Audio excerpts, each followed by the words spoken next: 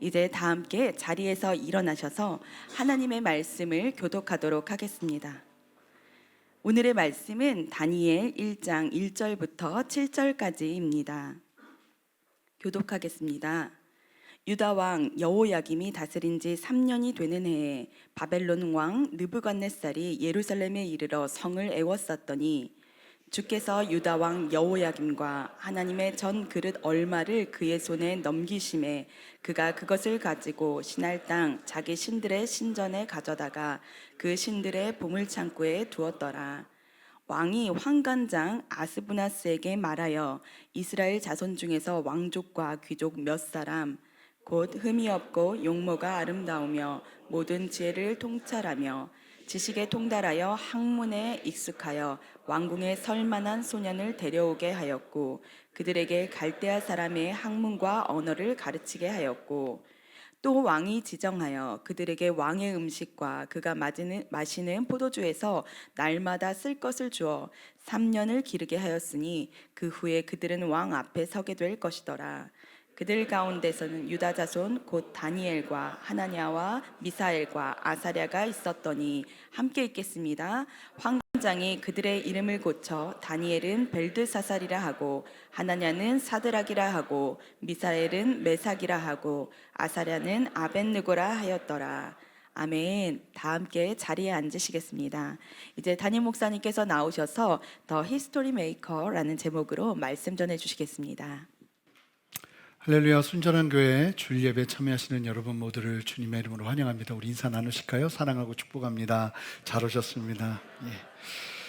오늘 광고 드린 대로 선교부원분들은 한 달에 한 번 기도 모임 하는 거 꼭 책임지시고 오셔서 이게 은혜가 될 텐데 혹시나 그러지 않더라도 이 나라를 위해 기도하고 열방을 위해 기도하는 건 사명감 가지고 하셔야 돼요.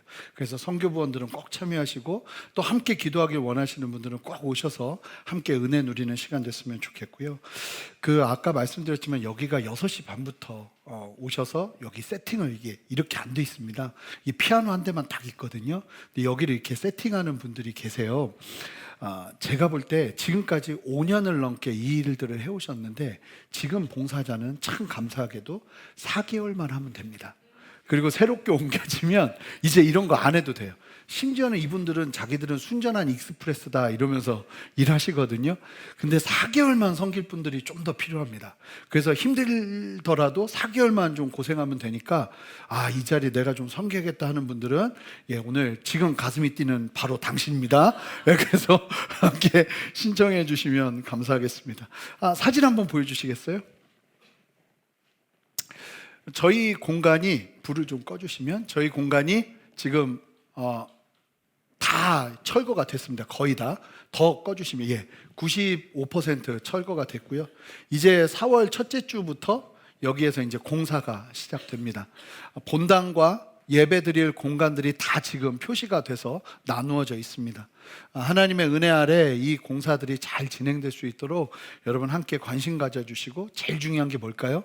기도입니다. 기도해 주시고 함께 해 주시면 감사하겠습니다. 그러면 기도하고 오늘 말씀 전하겠습니다.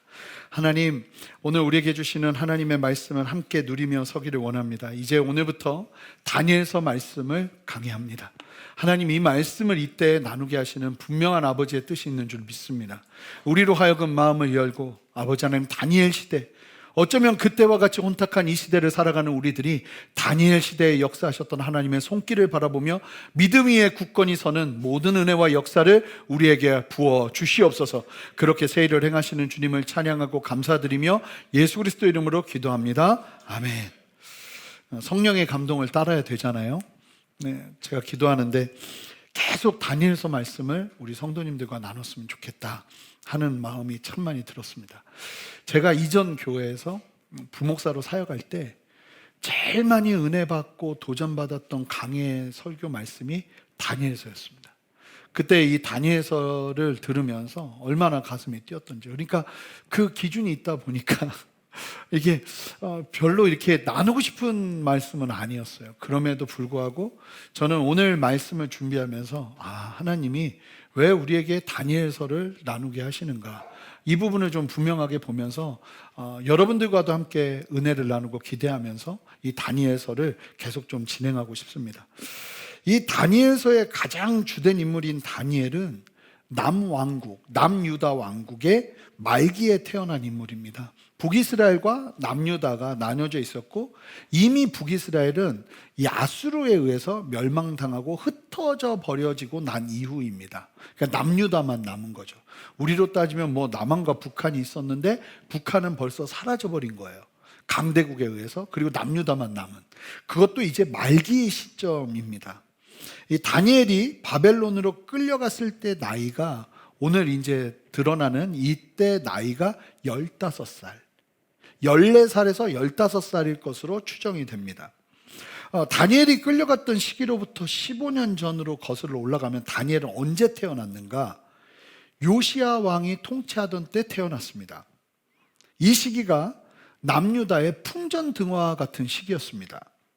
이 요시야 왕이 다스리던 남유다는 세계의 강력한 왕국들 사이에서 위험한 생존의 길을 걷고 있었습니다.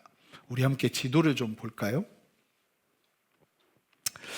이 당시 신흥강국으로 급부상하던 이 바벨론, 그리고 이미 이 서아시아에 주름을 잡고 있던 아수르, 이 아수르가 북이스라엘을 멸망시킨 겁니다. 그 니누에 아시잖아요. 요나가 복음 전한, 하나님의 뜻을 전한 니누에, 그게 바로 아수르의 한 도시입니다. 여기에 아수르가 있고 니누에가 있죠. 그리고 여기에 누가 있었냐면 이집트가 자리 잡고 있었습니다. 그러니까 여기 이 사이에 아주 중요한 교통적, 전략적 요충지 역할을 감당했던 곳이 바로 이스라엘 땅이었어요.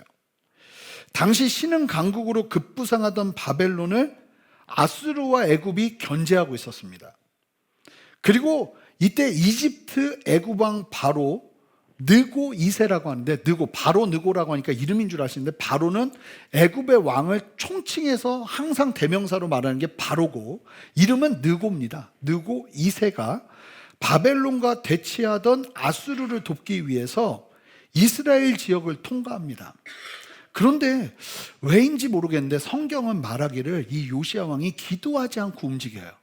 기도하지 않고 전쟁에 개입을 합니다. 이게 문제가 돼서 이제 남유다는 아주 풍전등화 같은 상황에 진짜로 놓이게 되는데, 그때 요시야 왕이 애굽의 길을 막고 무깃도, 다시 한번 지도 좀 보여주시면, 여기가 무깃도예요. 이집트가 이 아수르를 돕기 위해서 올라가고 있는 상황에서 이 무깃도에서 이 요시야 왕이 이 애굽 왕 바로 느고의 발목을 잡습니다. 그리고는 이 무깃도에서 전쟁을 하는데, 이 사실은 제대로 된 전쟁도 아니고 기습하는 전쟁이었어요. 근데 이 전쟁을 하다가 요시야 왕이 화살에 맞아 죽게 됩니다. 그러자 요시야의 아들 중 여호야하스라는 사람이 왕이 되지만 3개월 만에 애굽 왕 느고가 다시 쳐들어와서 패위당합니다. 그리고는 요시야의 장남이었던 여호야김을 유다의 왕으로 애굽 왕이 세우면서 남유다는 애굽의 속국이 되기 시작합니다. 그리고 조공을 바치기 시작하고, 이때가 여러분 뭐 기억할 필요는 없지만 대충 시간은 아셔야 되니까 이 주전 BC 609년이었습니다. 그러던 중에 한 4년 정도가 지난 후에 BC 605년에 아수르 애굽 연합군대 느부갓네살이 이끄는 바벨론과의 전투가 갈그미스라는 곳에서, 갈그미스 전투라고 하는데, 좀 더 죄송해요, 너무 고생이시죠? 여기서 이제 아수르 이집트 연합군과 바벨론과 전투가 벌어집니다. 이 전쟁이 굉장히 중요한 전쟁이었는데요, 이 전쟁을 이끄는 바벨론 왕이 그 유명한 느부갓네살 2세입니다. 이 사람 때 바벨론은 정말 최고의 전성기를 누리고, 이 사람이 죽자 바벨론은 멸망의 길로 들어갑니다. 이 느부갓네살 2세가 이끄는 바벨론과의 전쟁에서 이 갈그미스 전투라고 하는데요, 이 전투에서 이 애굽과 아수르가 철저하게 패하게 되면서 바벨론이 고대 근동 서아시아 지역의 패권국으로 등장하게 됩니다. 그러자 바벨론의 왕 느부갓네살은 거기서 멈추는 것이 아니라 더 서쪽으로 이동하면서 팔레스타인 지역 전체와 남유다를 침공하여서 남유다의 여호야김 왕은 바벨론의 속국이 되게 됩니다. 그러니까 맨 처음에는 애굽 속국, 이제는 또 바벨론의 속국, 그렇게 된 거예요. 그리고 이때 남유다의 소수 엘리트 그룹들, 특히 왕족의 자녀들, 귀족의 자녀들 중에 똑똑하다 싶은 애들은 다 잡아서 1차 포로로 이 바벨론으로 끌려가게 됩니다. 이때 누가 끌려가냐면 오늘 본문에서 보겠지만 다니엘과 세 친구들이 포로로 끌려가게 돼요. 1차 포로 때. 그러던 중에 바벨론이 애굽에 약간 밀리는 추세가 되자 그 틈을 타서 이 여호야김 왕이 바벨론을 반역해 버립니다. 이로 인해 바벨론이 화가 나서요, 다시 이 예루살렘을 침공하러 오는데 이때 예루살렘이 포위당하는 상황에서 이유를 알 수 없게 여호야김 왕이 이 죽음을 당하게 돼요. 이유는 정확하게 밝혀지진 않아요. 그러자 이 이름 외우기 조금 헷갈리는데요, 그래도 한자라도 더한 게 부모예요. 여호야김이 죽자 여호야긴이 아들이 이제 또 왕이 됩니다. 그래서 김과 기 이제 두 획이 이제 없는 게 아들이에요. 여호야긴이 왕이 되는데 즉위 3개월 만에 포위한 바벨론에게 항복하고 여호야긴 왕을 포함해서 많은 남유다 백성들이 또 두 번째로 포로로 끌려가게 돼요. 이때 끌려간 사람이 누구냐면 선지자 에스겔입니다. 에스겔이 여기서 끌려가서 사실은 어디서 부름을 받냐면 그 바벨론 땅에서 에스겔이 하나님의 부름을 받습니다. 이 선지자적인 부름을 놀랍게도 예루살렘에서 받은 게 아니라 바벨론 땅에 있을 때 하나님께서 에스겔을 부르세요. 포로로 끌려간 상태에서. 이 에스겔은 뭐 언젠가 나눌 날이 있을 때니까. 그러고 난 다음에 이들은 이제 그게 BC 579년 3월에 일어난 일이었어요. 그러자 요시아의 또 다른 아들, 그러면서 이제 여호야긴이 끌려가니까 이제 왕을 또 세워놔야 되잖아요, 남유다에. 그러자 이 요시아의 또 다른 아들이었던 시드기야가 남유다의 마지막 왕이에요. 이 시드기야가 유다의 왕으로 세워지지만 이 시드기야도 바벨론을 배신해요. 왜냐하면 계속 친애굽 정책이 이 남유다 사람들 마음 가운데 많이 있었어요. 그러다 보니까 신은 강국이었던 바벨론은 시기만 되고 상황만 되면 떠나려고 하는 마음들이 막 다 있었던 거예요. 근데 하나님은 사실 그렇게 말씀하지는 않으셨죠. 그러면서 시드기야가 바벨론의 권위에 도전하자 이로 인해 느부갓네살 2세가 더 이상 이거 유다를 가만두면 안 되겠구나, 완전히 멸망시켜버려야겠다. 그래서 BC 588년 1월 15일에 예루살렘을 포위하기 시작했고 BC 586년 7월 18일 약 2년 6개월 후에 이 예루살렘은 함락되고 8월 14일부터 7월 18일에 함락되고 8월 14일부터 솔로몬 성전과 예루살렘 성벽이 완전히 파괴되기 시작합니다. 완전히 끝장나 버린 거예요. 그러면서 이 3차 포로가 발생하는데 정확하게 이 3차 포로는요 3번에 걸쳐서 사람들을 끌고 갑니다. 그러니까 거의 5번에 걸쳐서 사람들이 바벨론으로 끌려가게 되는 거예요.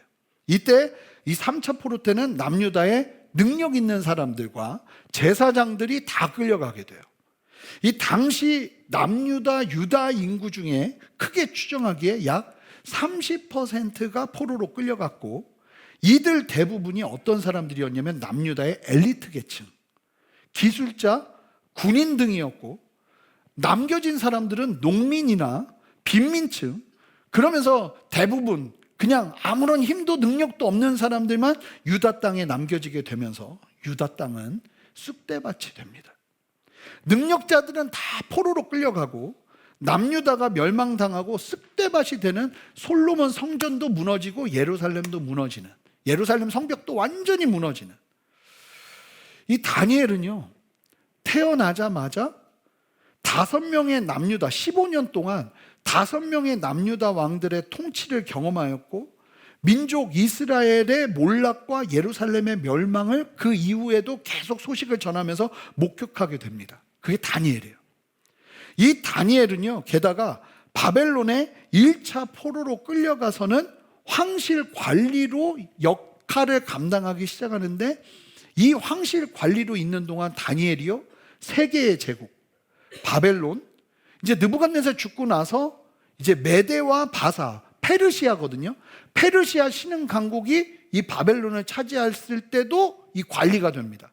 그리고 나중에 헬라, 그리스까지 이 세 개의 제국의 관료로 일을 하게 되고, 네 명의 왕, 느부갓네살, 바벨론의 느부갓네살, 벨사살, 메대왕, 그리고 메대왕 다리오, 바사왕, 고레스왕, 이런 사람들을 겪으면서 이런 격변의 역사가 한가운데 있었던 사람이 바로 다니엘이었습니다.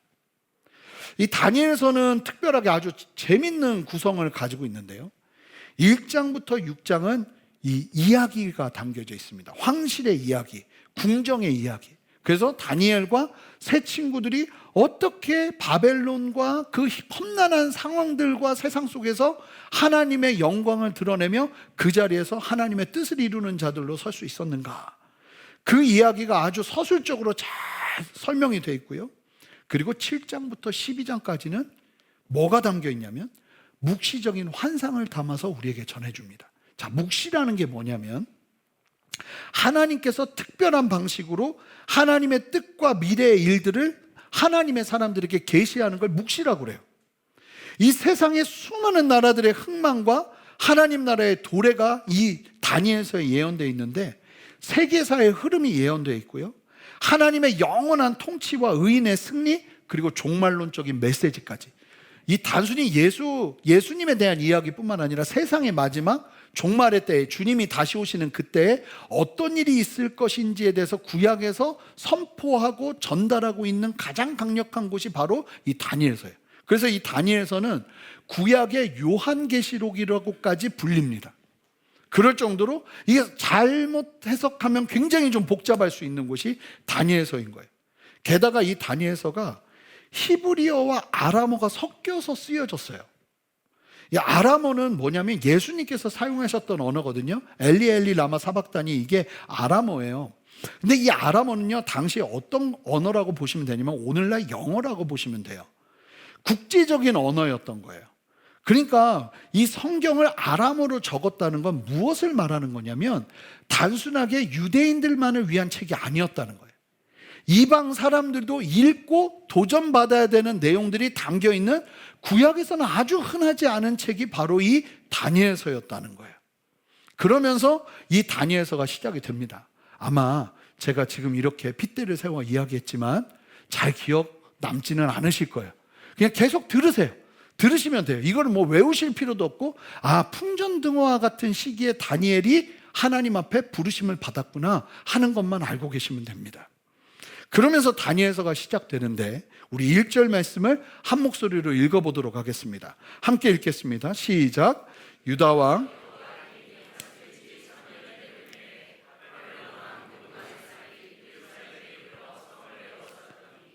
1차 포로 때 포로가 발생되는 그 상황에 일어난 일임을 말해주고 있는 거예요. 제가 말씀드렸잖아요. 여호야김이 아버지 요시야가 죽고 나서 왕이 되었는데 이제 바벨론이 패권국이 된 거예요. 그러자 바벨론은 예루살렘으로 쳐들어옵니다. 그때 이제 여호야김이 다스린 지 3년째 되는, 그러니까 3년 만에 그런 일들이 일어난 거예요. 그러면서 다니엘서가 시작되는데요, 느부갓네살, 바벨론의 짧은 역사의 가장 위대한 왕이죠. 이 느부갓네살이 갈그미스 전투에서 당시 패권국이던 아수르와 애굽을 무찌르고 유다를 침공한 거예요. 이때 유다는 결국은 바벨론의 속국이 되고, 이때 다니엘과 세 친구들이 바벨론의 포로로 끌려가게 됩니다. 자, 그런데 다시 한번 지도를 좀 보여주세요. 아까 봤던 지도요. 여러분, 이게 동선이거든요. 자, 조금만 더 어두웠으면 좋겠는데, 여기에서 이 가나안 땅이잖아요. 여기가 가나안 땅에서 바벨론까지 포로로 끌려간 거예요. 여기서 재밌는 사실은, 여러분 이 동선 보니까 혹시 이제 뭐 대답 안 하셔도 되는, 누가 생각납니까? 이 동선 보면 누가 생각나요? 아브라함이요. 갈대아 우르가 어디냐면 여기예요. 하나님께 부름을 받아서 요 동선 그대로 하란에 머물다가 아버지 데라가 죽자 다시 이동해서 가나안 땅으로 들어와 민족을 이룬 게 이스라엘이에요. 근데 이스라엘이 하나님을 떠나자 다시 어디로 온 거예요? 제자리로 온 거예요. 원래 있었던 세상의 자리로. 여러분, 이거 아주 상징적인 모습이라고 저는 생각하거든요. 이 바벨론 바로 아래가 갈대아 우르의 모습인 거죠. 이스라엘이 하나님을 떠나자 그들은 다시 옛적의 모습으로 돌아가 버립니다. 이게 포로기였다는 거예요. 그런데 이와 같은 1차 포로로 끌려간 남유다의 추락을 성경이 이렇게 얘기합니다. 2절, 주께서 유다왕 여호야김과 하나님의 전그릇 얼마를 그의 손에 넘기심에 그가 그것을 가지고 신할 땅 자기 신들의 신전에 가져다가 그 신들의 보물창고에 두었더라. 이미 하나님은 이스라엘 백성들에게 회개를 계속 선포했어요. 수백 년 전부터. 근데 여호와 하나님께 돌아오라고 경고했지만 남유다 백성들이 하나님께 돌아오지 않았습니다. 심지어는 모세가요, 이스라엘이라는 나라를 재건하고 시작하는 그 시작점에 이스라엘 백성들에게 경고한 말씀 중에 이런 말씀이 있었어요. 신명기 28장 36절에서 37절 말씀을 한 목소리로 읽어보겠습니다. 함께 읽겠습니다. 시작. 여호와께서 너와 내가 세울 내 임금을 너와 내 조상들이 알지 못하던 나라로 끌어가시리니 내가 거기서 목석으로 만든 다른 신들을 섬길 것이며 여호와께서 너를 끌어가시는 모든 민족 중에서 내가 놀림과 속담과 비방거리가 될 것이니. 기가 막히죠? 하나님은요, 이스라엘 처음 만들어지는 그때부터, 온전하게 나라를 이루는 그때부터 이미 경고하셨어요. 그리고 이 경고의 말씀대로 이스라엘은요, 결국 무너졌습니다. 2절에서 말하는 것처럼 하나님의 성전의 기물, 이건 아주 상징적인 거예요. 금과 은으로 만들었던 그 성전의 제구들이 바벨론에 의해 빼앗겨지는 상징적인 치욕을 경험하면서 이 금과 은으로 된 기명이 어디로 갔는가? 자, 다시 2절 말씀을 보시면 신할 땅. 여러분, 우상 신전에 보관되게 되는데 이 신할 땅이 어떤 곳인지 아십니까? 창세기에 나오는 바벨탑이 세워진 곳이 신할 땅입니다. 그러니까 하나님을 대적하던 상징적인 장소, 그곳이 신할 땅이에요. 여러분, 이게 바벨이라는, 이 바벨탑, 바벨이라는 용어가 아주 고대에서부터 계속 전해져 내려왔던 거예요. 하나님을 대적하며 세워졌던 바벨탑의 장소에 하나님의 영광을 담던 기물을 빼앗아 보관되는 치욕이 벌어진 거예요. 뿐만 아니라 이때 1차 포로로 특별히 왕족, 귀족 자녀들이 바벨론에 끌려가게 되죠. 자, 3절, 4절 보시면 느부갓네살 왕이 그 포로들을 이 유다 지역의 사람들만 포로로 끌고 온 게 아니라 이 바벨론은요, 이 속국을 만들면 그 지역의 왕족과 귀족의 이 로얄 패밀리들 중에 똑똑한 애들을 다 끌고 왔어요. 이게 정책이었어요. 그러면서 왕이 황관장 아스부나스에게 말하여 이스라엘 자손 중에서 왕족과 귀족 몇 사람, 곧 흠이었고 용모가 아름다우며 모든 지혜를 통찰하며 지식에 통달하며 학문에 익숙하여 왕궁에 설 만한 소년을 데려오게 하였고 그들이 갈대아 사람의 학문과 언어를 가르치게 하였고. 이 끌고 간 이유가 뭐냐면 바벨론의 속국의 인재들을 모으는 거예요. 그리고 끌려온 사람들 중에 어린 소년들, 그 역사적인 기록에 보면 14세부터 봅니다. 14세에서 16세, 17세까지 훈련을 시키는 거예요. 근데 어떤 선발 기준이냐면 이 선발 기준이 아주 까다롭습니다. 흠이 없어야 돼요. 그러니까 몸이 어디 아프면 안 돼요. 게다가 용모도 굉장히 중요했어요. 이 바벨론에서는. 그래서 잘생기고 키가 크고 이 아주 아름다운 사람들, 게다가 용모뿐만 아니라 지혜가 특출해야 돼요. 모든 지혜를 통달했다는데 15살이 통달하면 얼마나 통달하겠어요? 무조건 이게 다른 의미가 아니라 이 배울 수 있는 능력을 특별하게 가지고 있었던 아주 똑똑했던 사람들을 말하는 거예요. 이 소년들을 데려와서 갈대아 사람, 그러니까 바벨론식 학문과 언어를 가르치게 했고, 이 바벨론의 언어가 아카디아어라는 건데 상형 문자로 공부하는 건데 이 언어를 배우게 하고 바벨론의 학문을 배우게 한 거예요. 여러분, 바벨론은요 당시 세계 학문의 중심지였습니다. 여러분 아시는 것처럼 바벨론의 그 뿌리를 보면 함무라비 법전, 가장 오래된 성문법, 거기서 눈에는 눈, 이에는 이 법이 나오는 거거든요.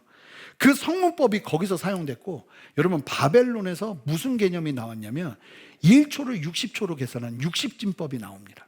그래서 1초를 60초, 그리고 1시간을 60분, 1년을 12개월로 계산하는 게 어디서부터 시작됐냐면 이 바벨론 사람들로부터 시작된 거예요. 그래서 오늘날 전 세계의 시계의 개념, 시간의 개념의 시작이 바벨론에서부터 왔다고 볼 수 있을 정도로. 게다가 그 당시에 이 바벨론은요, 이 아수르 제국이 남겼던 놀라운 도서관을 그대로 보관하고 있었어요. 그래서 문법, 법률, 종교, 우화, 주술, 악령에 관한 징조 해석, 점성술, 수학, 경제, 역사에 관련된 다양한 도서들을 보유하면서 이를 가르치고 바벨론의 일반적인 지식과 종교적 전승까지도 배우게 하면서 이 사람들을 철저히 훈련시킨 거예요. 게다가 그것만이 아니에요. 교육만이 아니에요. 5절을 보면 또 왕이 지정하여 그들에게 왕의 음식과 그가 마시는 포도주에서 날마다 쓸 것을 주어 3년을 기르게 하였으니 그 후에 그들은 왕 앞에 서게 될 것이더라. 학문만 가르친 게 아니라 음식까지도 왕의 음식을 제공하며, 그러니까 어렸을 때 우리로 따지면 먹었던 된장찌개, 김치찌개가 아니라 갑자기 외국 음식들을 계속 먹이게 하면서 이 사람들의 체질까지도 바벨론화 시켜버린 거예요. 그러면서 문화와 생활 양식까지도 바벨론화 되게 3년 동안 훈련을 시킨 거죠. 그렇게 학문적으로나 물질적으로 강력한 지원을 해서 3년간 훈련을 시키고 왕의 궁정에 봉사하게 되는데, 바벨론의 인재로 키우는데요, 이때 3년이 지나고 나면 왕이 결정해요. 또릿또릿하다 그러면 왕 가까이에 두고, 좀 이게 흐리멍텅하다 그러면은 좀 바깥에 두고 하면서 이 왕이 이 사람들을 이제 막 결정하는 거예요. 여러분, 이 바벨론 느부갓네살이 취했던 정책을요, 누가 그대로 취하는지 아세요? 나중에 알렉산더 대왕이 그리스에서 그리스 제국을 확장하면서 똑같이 흡수합니다. 그러면서 각 나라의 인재들을 데리고 와서 자기들 방식으로 교육시키고 그 사람들을 나라의 일꾼이 되게 하는, 그렇게 뽑힌 인재들 중에 오늘 주인공 다니엘과 세 친구가 소개가 되는 거예요. 자, 6절을 보세요. 함께 읽어볼까요? 함께 한 목소리 읽습니다. 시작.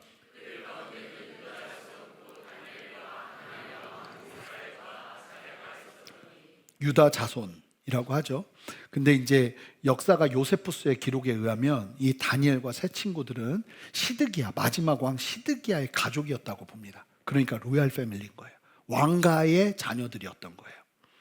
다니엘, 하나냐, 미사엘, 아사랴, 이들의 이름의 뜻은요, 다니엘은 어떤 뜻이냐면 하나님은 나의 재판장이시다. 하나냐는 하나님은 은혜로우시다. 미사엘은 하나님과 같은 이가 누가 있는가, 이런 뜻이에요. 아사랴는 여호와께서 도우셨다. 게다가 이제 다음 주에 보게 되겠지만 도대체 15살짜리인 다니엘이 어떻게 이렇게 놀라운 신앙을 가질 수 있었는가? 여러분, 기가 막혀요. 진짜 어떻게 이 어린애들이, 남유다가 신앙이 없어서 망했잖아요. 그런데 어떻게 이렇게 놀라운 신앙을 가진 사람들이 생존해 있었는가? 그건 이제 다음 주에 to be continued. 근데 이들은 이름뿐만 아니라 이 이름에 걸맞는 신앙을 가지고 있었어요.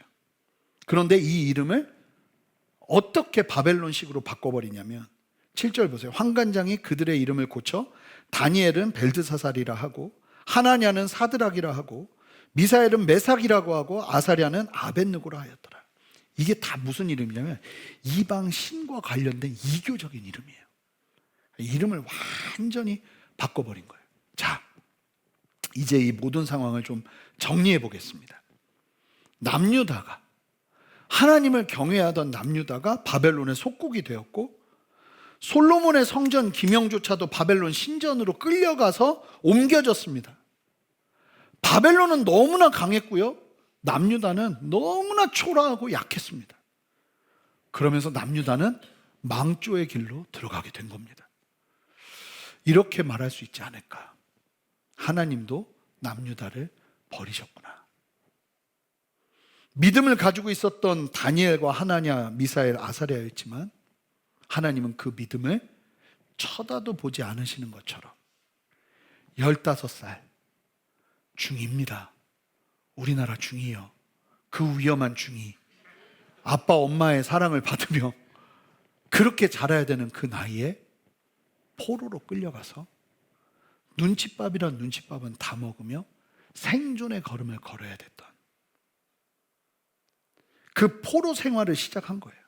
이름도 이교도의 이름으로 바뀌었고 언어도 못 알아듣겠는 말로 바뀌었고 음식도 바뀌면서 나 어렸을 때 먹던 음식은 입에 댈 수도 없는 이 엄청난 고통과 괴로움, 수많은 뛰어난 사람들과 경쟁하면서 거기서 치열한 생존을 해야 되는 눈앞을 함부로 예상할 수 없는 아주 치열한 세상 한가운데에 떨어져 버린 거예요.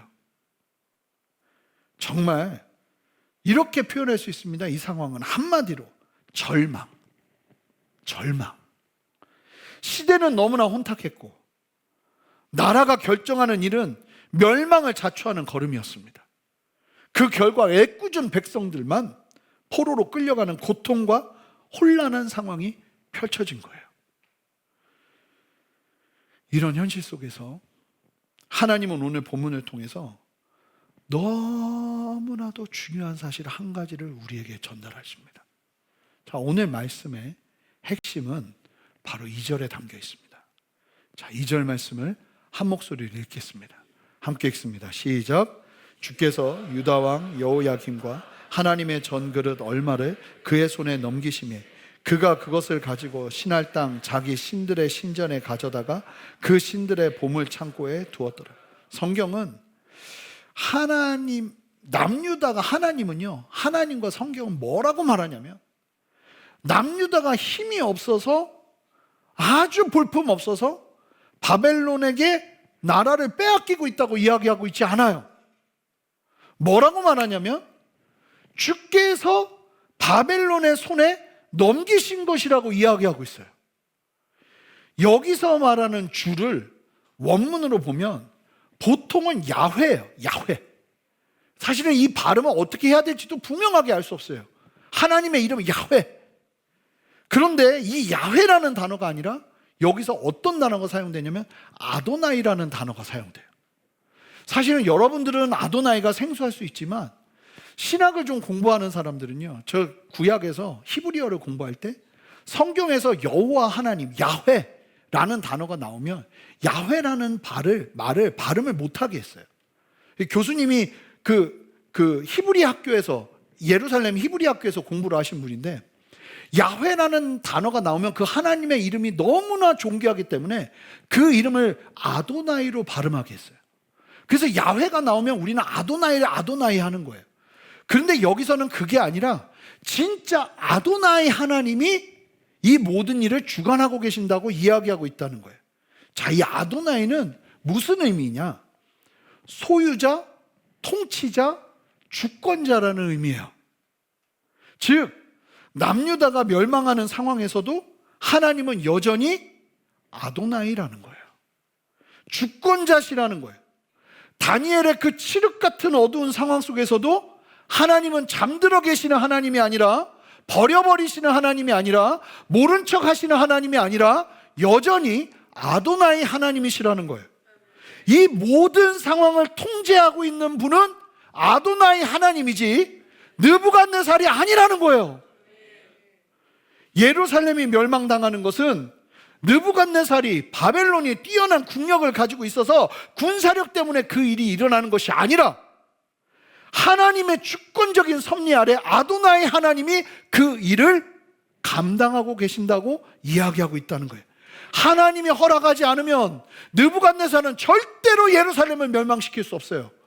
그런데 우리는 다 이해할 수 없으나 아도나이 하나님이 지금 이 일을 하고 계신다는 것이죠. 여러분, 이런 현실은요, 사실 하나님께서 이미 선지자를 통해 말씀하셨던 내용들이었어요.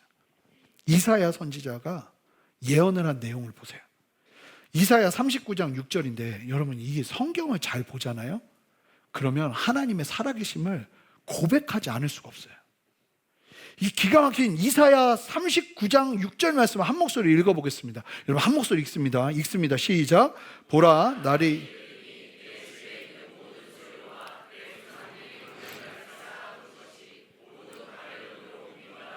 남을 것이 없으리라 여호와의 말이니라.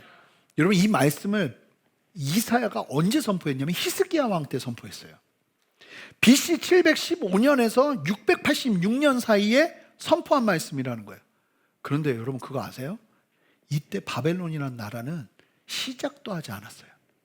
물론 예전에 바벨론이 있었지만 이 느부갓네살과 이 바벨론 왕국이 그때 바벨론의 영광을 다시 재현하자 하면서 왕건 같은 사람이에요. 고구려의 영광 재현하자 해서 이 고려라는 나라를 세우는 것처럼 바벨론은요 언제 세워졌냐면 626년에 세워졌어요. 그러니까 이 바벨론이 세워지기도 역사에 등장하기도 한참 전에 이미 이사야 선지자를 통해 선포하신 하나님의 말씀이 있었던 거예요. 바벨론에 의해서 남유다는 멸망할 거라고. 더 기가 막힌 건 나중에 이제 다니엘이 고레스 왕을 만나거든요. 근데 고레스 왕을 이사야가 예언을 했어요. 그래서 고레스 왕에게 당신은 우리 하나님에게 예언된 사람입니다. 그러면서 고레스 왕을 맞이해요. 기가 막혀요.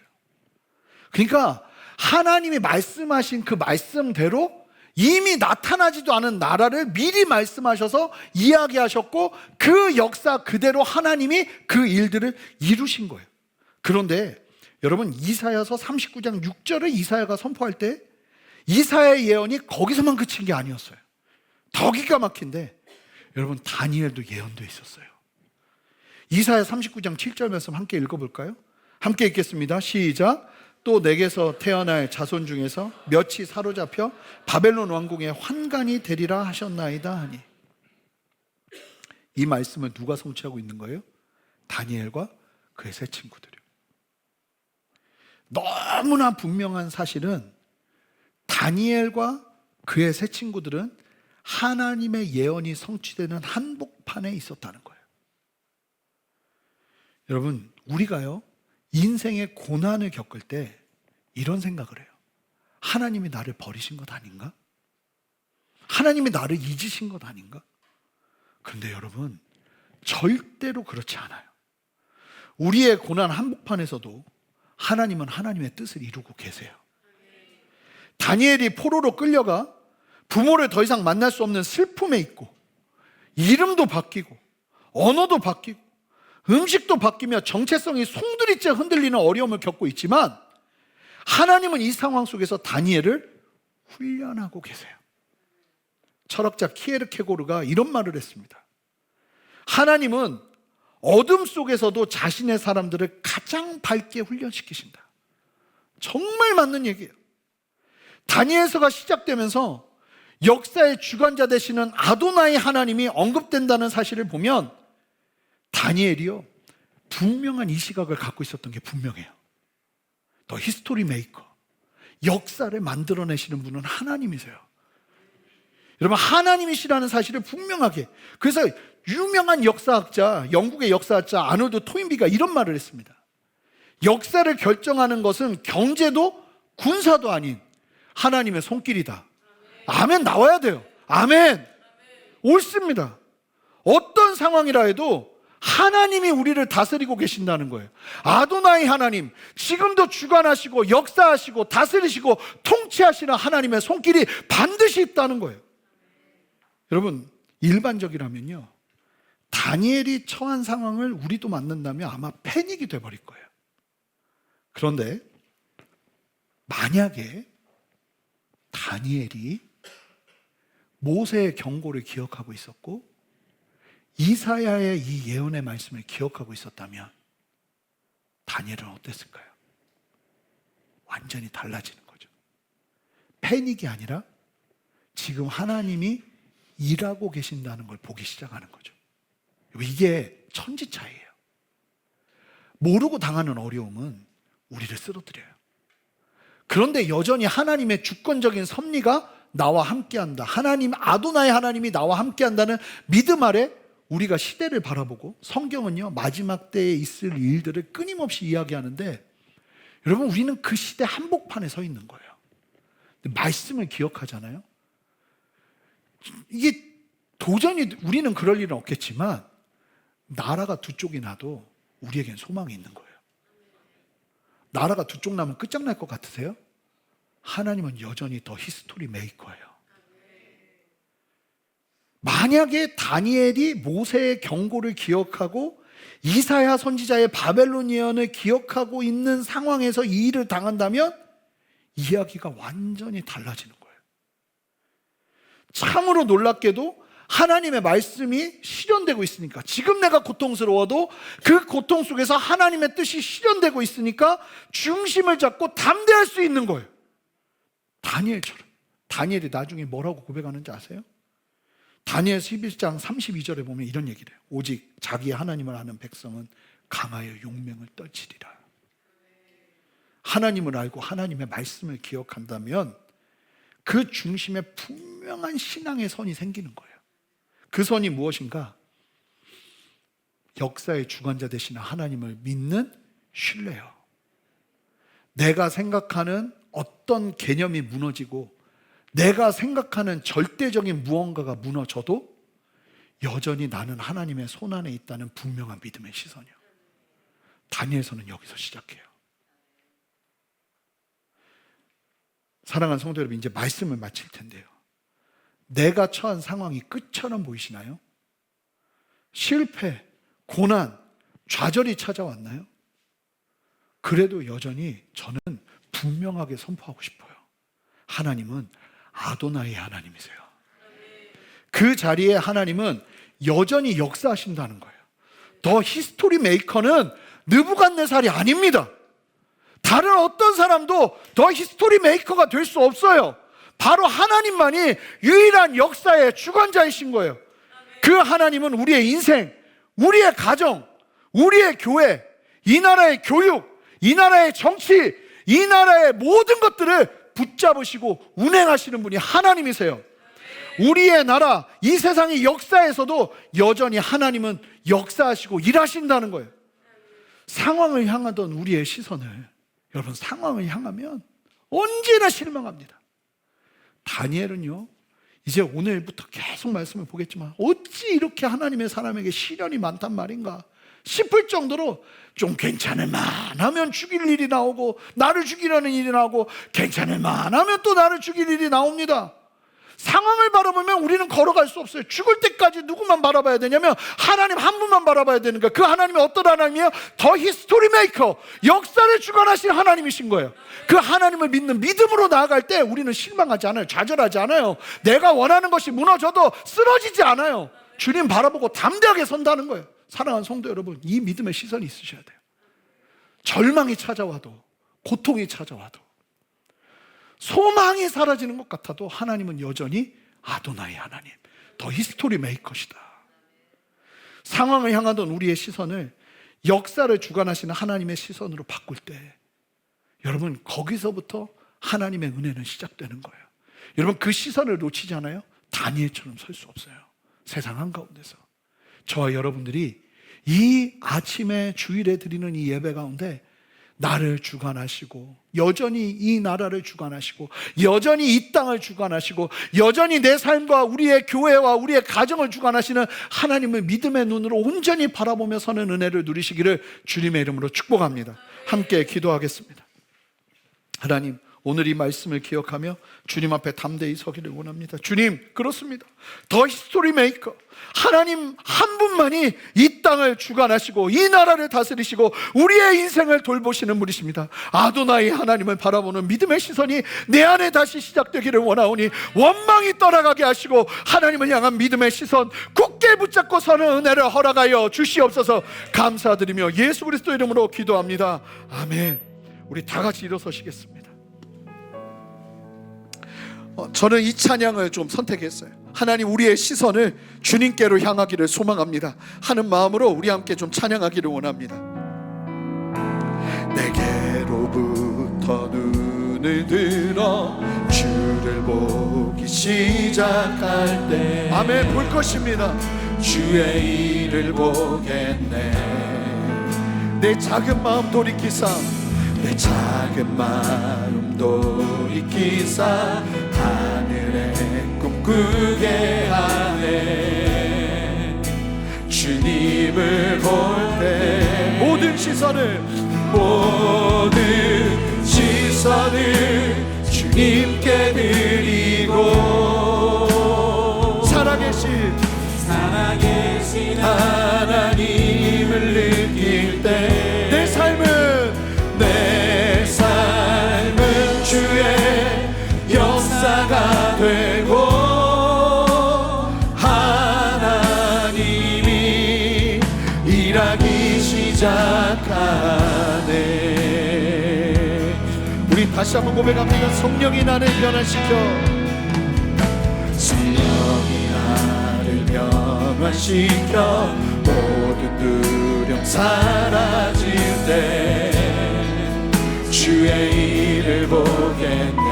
황폐한 땅 한가운데서 주님 마음을, 황폐한 땅 한가운데서 주님 마음 알게 되니 주님을 우리 다시 두 손을 드시나 모든 시선을 주님께 드리고 전능하신 하나님을 느낄 때, 전능하신 하나님을 느낄 때 세상은 주의 나라가 되고 하나님이 일하기 시작하네. 우리 다시 한번 1절을 고백합시다. 내게로부터 눈을 들어, 내게로부터 눈을 들어 주를 보기 시작할 때 주의 일을 보겠네. 내 작은 마음 돌이키사, 내 작은 마음 돌이키사 하늘에 꿈꾸게 하네. 주님을 볼 때, 주님을 볼 때 모든 시선을 주님께 드리고 살아계신 하나님을, 살아계신 하나님, 내가 눈을 들어 아도나의 하나님 너희 스토리 메이커를 바라보기를 소망합니다. 주의 역사가 되고 하나님이 일하기 시작. 모든 시선을 주님께 드리고 전능하신 하나님을 느낄 때, 전능하신 하나님을 느낄 때 세상은 주의 나라가 되고 하나님이 일하기 시작하네. 우리 함께 고백합니다. 오 하나님, 오 하나님, 그 빛난 얼굴 메우며 두 손 들고 나아가 그 주님을 바라봅시다. 찬송과 존귀와 영광과 능력을 그 하늘 보좌 위에 주니 오 하나님, 그 빛난 영광을, 오 하나님, 그 빛난 얼굴 메우며 두 손 들고 나가니 찬송과 존귀와 영광과 능력을 그 하늘 보좌 위에, 하늘 보좌 위에 우리 두 손을 높이 들고 고백합니다. 오 하나님, 오 하나님, 그 빛난 얼굴 메우며 두 손 들고 나가니 찬송과 존귀와 영광과 능력을 아멘.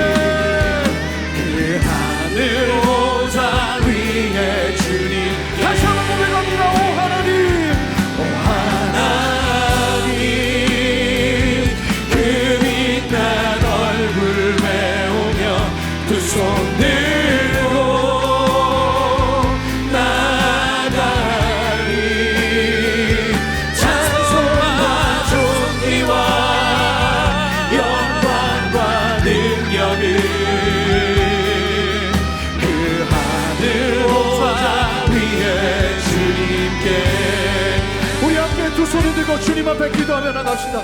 함께 선포하기를 원하는 것은 하나님, 여전히 하나님은 아도나이의 하나님, 더 히스토리 메이커가 되십니다. 하나님을 향한 믿음의 시선을 내가 놓지 않기를 원합니다. 지금 내 몸이 아프고 지금 내 상황이 어렵고 지금 내가 고난 가운데 있는다 할지라도 하나님은 여전히 아도나이의 하나님이십니다. 함께 고백하기를 소망합니다. 함께 두 손을 들고 그 하나님의 하나님 되심을 선포하며 나갑시다. 주님의 이름 한번 부르며 기도합니다.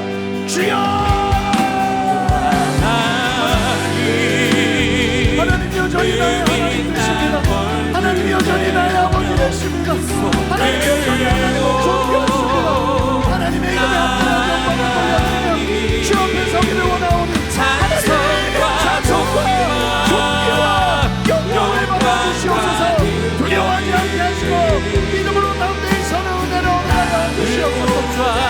하나님의 손길을, 하나님의 손길을 신뢰하며 주님 앞에 가운데 서기를 원합니다. 하나님 말씀을 기억하게 하옵소서. 말씀을 붙잡게 하옵소서. 하나님 말씀을 의지하게 하옵소서. 하나님 역사하여 주셔서 아버지의 진리로 가운데서는 은혜를 드리게 하시기를 원하옵소서. 찬송과 존귀와 아버지 붙잡아 주셔서 하나님 역사하여 주셔서. 아멘. 늘 보좌 위에 주님께. 여러분, 상황을 바라보면 다 죽고요, 말씀을 기억하면 중심을 잃지 않고 나아갑니다. 하나님, 내가 말씀 붙잡으며 다시 한번 이 아침에 하나님을 예배하며 담대히 서기를 원합니다. 하나님 말씀 붙잡고 신뢰하며 그 약속 이루신 하나님 바라보며 아버지 다시 한번 말씀 앞에 순종하며 주 앞에 나가기를 원하오니 하나님, 나의 믿음 다시 한번 굳건하게 세워 주시옵소서. 가족을 향한 말씀을 기억하기를 원합니다. 나라를 향한 말씀을 기억하기를 원합니다. 교회를 향한 말씀을 기억하기를 원합니다. 내 인생을 향한 주님의 말씀을 기억하기를 원합니다. 새해에 우리가 받았던 그 말씀을 기억하기를 원합니다. 하나님, 내가 하나님 앞에서 그 말씀 기억하며 담대히 서기를 원하오니 하나님, 나의 시선을 변화시켜 주시옵소서. 상황 바라보지 않게 하시고 하나님 말씀 의지할 수 있는 믿음 더하여 주시옵소서. 그 은혜 위에 결단하는 분들은 다 같이 믿음의 두 손을 드시기 바랍니다. 함께 주님의 이름 한번 부르며 간절히 기도합시다. 주여, 하나님 역사하시는 주님을 하나님 오늘 뵙으시고 함께하여 주님의 마음가짐을 담대하게서는 은혜를 허락하여 주시옵소서. 두려워하지 않게 하시고 하나님의 말씀을 기억하게 하시고 하나님의 진리 아래 다시 한번 담대하게 서는 은혜를 허락하여 주시옵소서. 히스토리 메이커 하나님의 하나님 되심을 신뢰하며 믿음으로 담대히 서게 하시는 주님을 찬양하오니 하나님이 역사하시고 인도하여 주시옵소서. 다스려 주시옵소서. 하나님을 신뢰하게 하여 주시옵소서. 하나님 역사하여 주시옵소서. 하나님의 역사하심을 찬양합니다. 하나님 인도하심을 찬양합니다.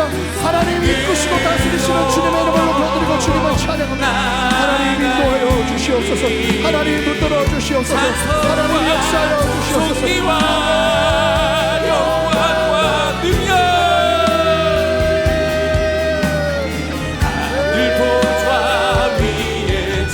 우리 고백합니다. 오 하나님, 오 하나님, 그 빛난 얼굴 배우며 두 손 들고 나가리. 찬송과 존귀와 영광과 능력을 늘 보좌 위에 주님께. 다니엘서의 시작은 하나님이 주관하시고 다스리고 계신다. 아버지, 이 진리가 우리 안에도 다시 한번 새겨지며 이 다니엘서의 시작을 함께 바라보기를 원합니다. 지륵 같은 어두운 상황이라 할지라도 지금 내 삶을 하나님이 이끄시고 계시고 하나님은 여전히 아도나이 하나님, 주권자 통치자의 하나님으로 이 땅을 다스리고 계시고 내 삶을 붙들고 계심을 바라볼 수 있는 믿음의 시선을 우리 모든 성도들의 심령 가운데 새겨주시옵소서. 그래서 아버지 하나님 나라를 빼앗기고 아버지 하나님 포로로 끌려온 상황에서도 중심을 잃지 않았던 이 다니엘의 귀한 믿음이 아버지, 우리 모두에게도 심겨지게 하여 주셔서 너희 스토리 메이커, 역사를 주관하시는 하나님을 믿음의 눈들어 바라보며 담대함을 취할 수 있는 은혜를 허락하여 주시옵소서. 하나님 앞에 다시 한번 믿음 위에 굳건하게 서기를 원합니다. 주여, 흔들리지 않게 하시고 세상의 잔바람에 내 마음 빼앗기지 않게 하시고 하나님의 진리 위에 담대히 서게 하여 주셔서 하나님과 함께 승리의 걸음 걸어내게 하옵소서. 오늘도 이 말씀으로 아버지 하나님, 우리로 하여금 다니엘서 말씀을 아버지 시작하게 하신 주님, 이 말씀을 통해 하나님 우리의 인생 가운데 말씀하시고 역사하시는 주님의 생명의 역사, 다니엘과 같은 승리의 걸음을 걸어내는 은혜를 허락하여 주시옵소서. 감사드리며 예수 그리스도 이름으로 기도합니다. 아멘. 우리 주님께 영광의 박수 올려드리겠습니다. 할렐루야.